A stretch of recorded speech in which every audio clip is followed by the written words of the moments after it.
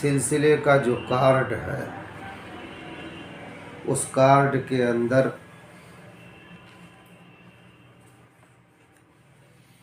ایک بات لکھی گئی ہے جو عام طور پر لوگ پوچھتے ہیں، وقوف قلبی کیا ہے؟ تو وقوف قلبی کے آگے لکھا دیا گیا ہے کہ چلتے پھرتے اٹھتے بیٹھتے ہر دم توجہ اللہ کی طرف رکھنا، اللہ کی یاد دل میں جم جائے، رچ بس جائے، بس سمجھ لیں کہ ہمیں وقوف قلبی حاصل ہے۔ وقوف قلبی حاصل کیسے کیا جاتا ہے؟ یعنی ہمارا قلب ہر دم اللہ کی طرف متوجہ رہے، ہر دم ہمارا دھیان اللہ کی طرف لگا رہے۔ یہ باطنی دولت ہمیں کیسے ملے گی؟ سوال یہ، اللہ رب العزت نے سورہ آل عمران کے اندر ارشاد فرمایا ہے، آیت نمبر 191 میں، الذین یذکرون اللہ قیاما وقعودا وعلى جنوبهم ويتفكرون في خلق السماوات والأرض ربنا ما خلقت هذا باطلا سبحانك فقنا عذاب النار۔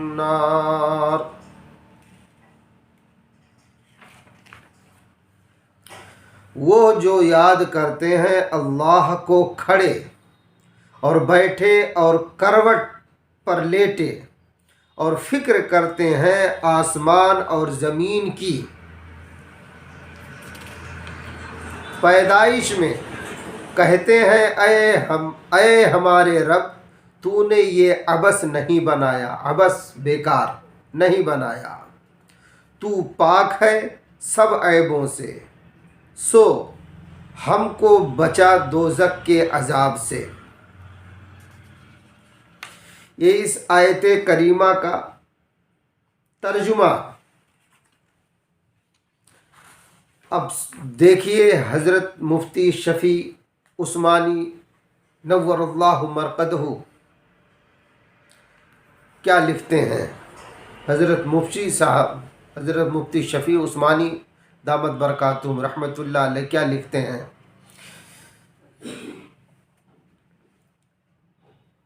کہہ رہے ہیں کہ الذین یذکرون اللہ قیاما وقعودا وعلی جنوبہم، یعنی عقل والے وہ لوگ ہیں جو اللہ تعالیٰ کو یاد کریں کھڑے اور بیٹھے اور لیٹے ہوئے۔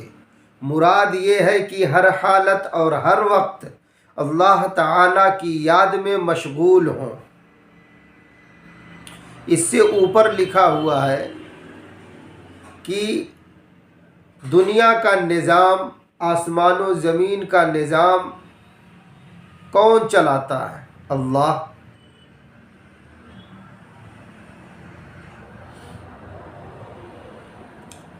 تو کہہ رہے ہیں کہ جب اللہ تعالیٰ اس نظام کو چلا رہے ہیں،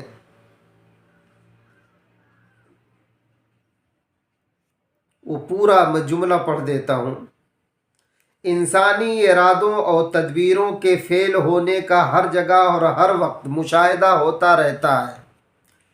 اس کو اس نظام کا چلانے والا نہیں کہا جا سکتا، یعنی انسان کو۔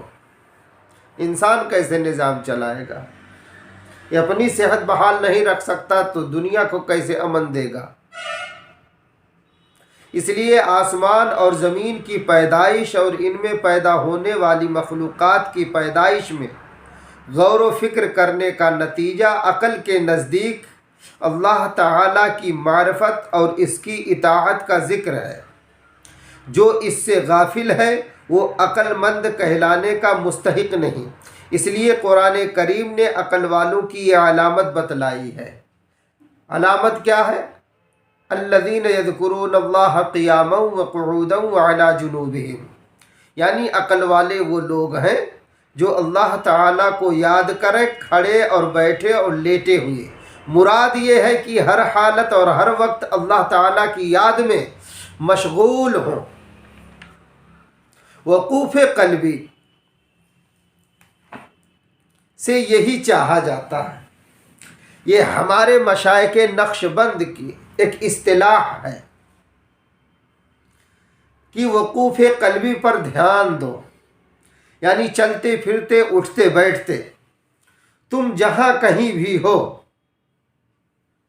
دھیان دو کہ ہمیں اللہ پاک کی یاد ہر وقت، ہر آن، ہر گھڑی، ہر لمحہ نصیب ہے کہ نہیں۔ اگر نہیں ہے تو فکر کریں۔ اب یہ دھیان، یہ وقوف قلبی، چلتے پھرتے اٹھتے بیٹھتے اللہ کا دھیان آئے کیسے؟ اس کے لیے آسان طریقہ یہ ہے کہ مسنون دعائیں یاد کی جائیں۔ مسنون دعائیں 20-25 روپے کی بازار میں ملتی ہے، لے لینی چاہیے۔ مختلف اوقات اور حالات میں پڑھی جانے والی تمام مسنون دعائیں یاد کر لیں اور ان کو اپنے اپنے موقع پر پڑھنے کی عادت ڈالیں۔ یہ چیز دوام ذکر میں معین ثابت ہوتی ہے، چونکہ وہ جتنی دعائیں ہیں وہ سب ہمارے آپ کے نبی صلی اللہ علیہ وسلم کی زبان مبارک سے نکلے ہوئے وہ نورانی کلمات ہیں۔ اس لیے جب ان کو ہم لوگ پڑھنا شروع کریں گے تو وقوف قلبی میں معاون ثابت پائیں گے انشاءاللہ۔ اور جس شیخ سے بیعت ہے، جس اللہ والے کے پاس جاتے ہیں، مستقل جاتے رہیں اور تعلیمات لیتے رہیں، اور جتنے وظائف وہ دیے ہیں سب کو باوضو کریں۔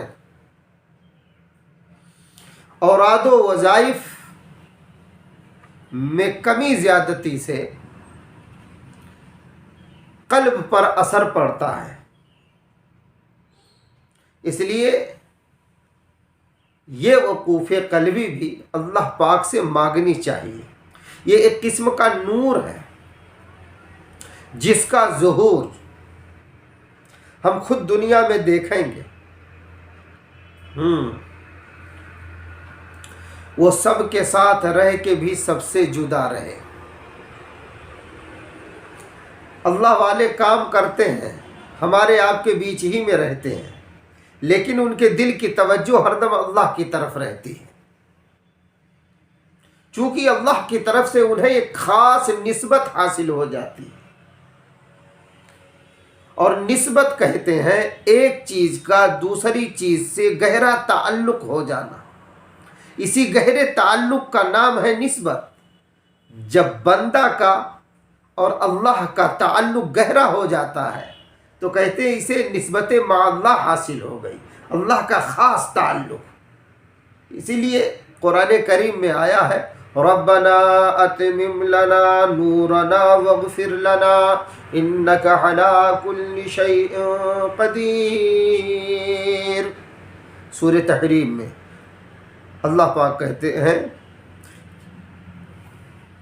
گویا کہ ہمیں سکھا رہے ہیں کہ تم اس انداز میں دعا کرو، کیا اے ہمارے پروردگار ہمارے نور کو مکمل کر دے،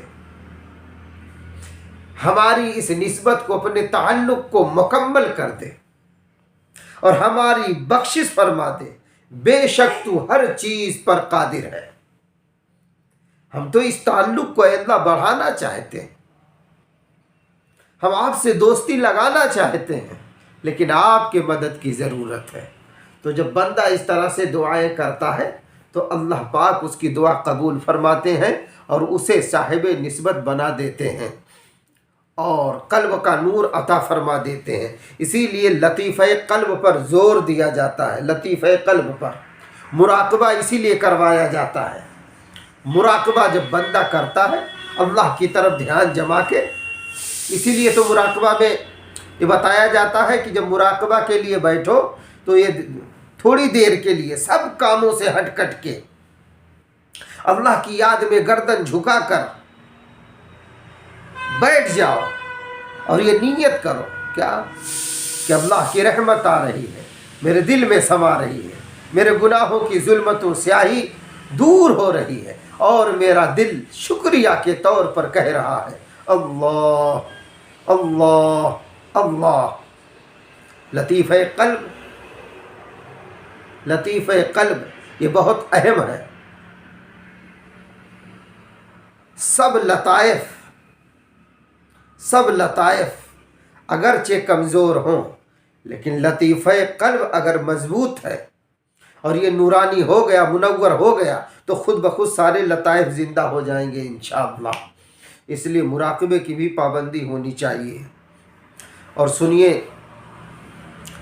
حضرت مولانا رشید احمد گنگوہی رحمۃ اللہ علیہ کیا لکھتے ہیں، بات بتا کے ختم کرتا ہوں بات کو۔ لکھتے ہیں جو شخص ورود و وظائف سے محروم ہے، یعنی ورد وغیرہ وہ نہیں کرتا، وظیفہ نہیں پڑھتا، ذکر نہیں کرتا، مراقبہ نہیں کرتا، تلاوت نہیں کرتا، سنت کی پابندی نہیں کرتا، گناہوں سے بچنے کا اہتمام نہیں کرتا، وہ کہہ رہے ہیں کہ وہ واردات و حالات سے بھی بے بہرا ہے۔ ایسے کہ قلب پر کیسے واردات، ظاہر سی بات ہے آئیں گے، کیسے اچھے اچھے خیالات آئیں گے۔ اور آگے لکھتے ہیں ابو سلیمان دارانی رحمۃ اللہ علیہ کا ارشاد، کیا لکھ رہے ہیں کہ جس عمل سے دنیا میں حضور قلب وہ خضوع کی حالت نہ پیدا ہو، وہ آخرت میں بھی نافع نہ ہوگا۔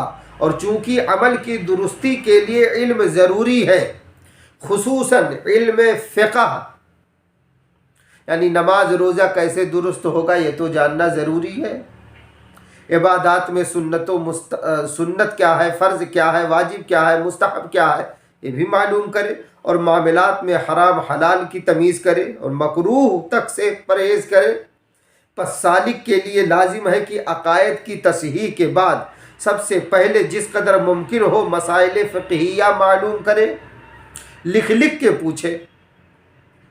چنانچہ بعض صوفیہ کا قول ہے، اب یہاں یہ سن لیجئے صوفیہ کا قول کیا ہے، عمل بغیر علم کے سقیم ہے، یعنی بیمار ہے، اور علم بلا عمل کے عقیم، یعنی بیکار ہے، اور علم مع عمل کے صراط مستقیم و راہ استوار ہے۔ یعنی جو علم ہمیں عمل پر کھڑا کر دے، سمجھ لیجئے وہ انشاءاللہ ہمیں اعمال صالحہ میں مستقیم کر دے گا، جمع دے گا انشاءاللہ۔ اس لیے وقوف قلبی کی خاص صفت یہ ہے، خاص خوبی یہ ہے کہ بندہ کو چلتے پھرتے اٹھتے بیٹھتے، محفل میں ہو، بازار میں ہو، کہیں بھی ہو، اس کی توجہ ہر دم اللہ کی طرف ہو جاتی ہے۔ جب بندے کی توجہ ہر دم اللہ کی طرف ہوگی تو ظاہر سی بات ہے کہ دھیان میں، نگاہ میں، خیال میں، ہر جگہ اللہ ہی اللہ نظر آئے گا، تو پھر گناہ کرتے ہوئے گھبرائے گا، ڈرے گا۔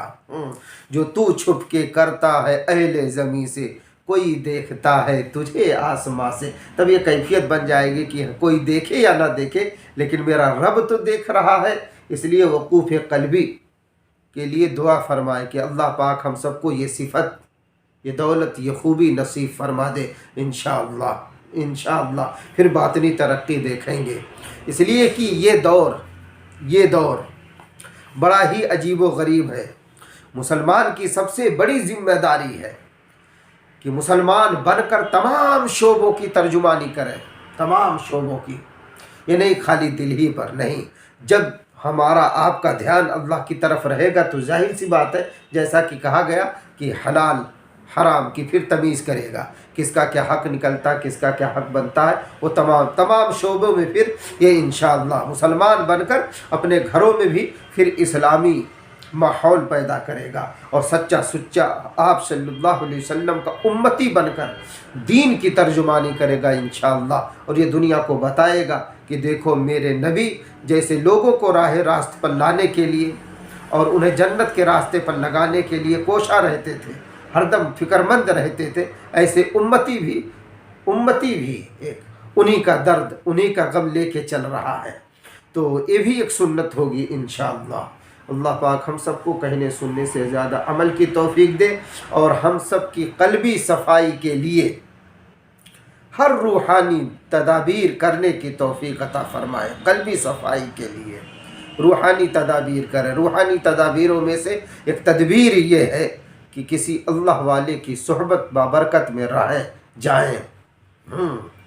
इसीलिए मुफ्ती बगदाद अल्लामा आलूसी रहमतुल्लाह अलैह से किसी ने पूछा, जब आपने बयान किया या अय्युहल्लज़ीना आमनुत्तकुल्लाह वकूनू मअस्सादिकीन, ऐ ईमान वालो तक़वा हासिल करो, तक़वा अख्तियार करो, अल्लाह से डरो और सच्चों के साथ रहो। तो पूछा गया कितनी देर रहे? तो आपने फरमाया खालितूहुम लितकूनू मिसलहुम, तुम इतना रहो उनके साथ कि उन्हीं के मिसल हो जाओ। वमा अलैना इल्लल बलाग।